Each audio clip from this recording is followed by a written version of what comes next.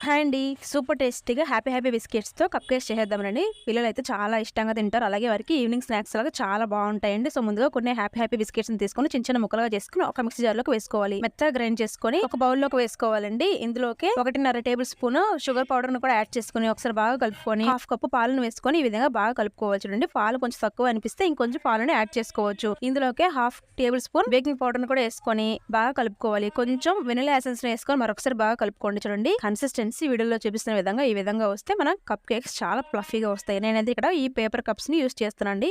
ఈ paper cups లో half quantity వచ్చేంత కూడా ఈ బిస్కెట్ బ్యాటర్ ని వేసుకొని ఒకసారి బాగా ట్యాప్ చేసుకొని మీద టూటీ ఫ్రూటీస్ వేసుకుంటే చాలా బాగా కనిపిస్తాయండి. సో, ముందుగా మనం ప్రీహీట్ చేసి పెట్టుకున్న ఈ కడాయిలోకి ఈ ప్లేట్ ని ట్రాన్స్ఫర్ చేసుకొని సరైన మూతను పెట్టుకొని ఒక్క 20 నిమిషాల పాటు మీడియం ఫ్లేమ్ లోనే బేక్ అవనివ్వాలండి. 20 నిమిషాల తర్వాత మూత తీసి చూడండి, సూపర్ టేస్టీగా ఉండి హ్యాపీ బిస్కెట్స్ తో కప్ కేక్స్ రెడీ అయిపోయాయండి. చాలా ఫ్లఫీగా వచ్చి అలాగే చాలా టేస్టీగా ఉన్నాయండి. సో, తప్పకుండా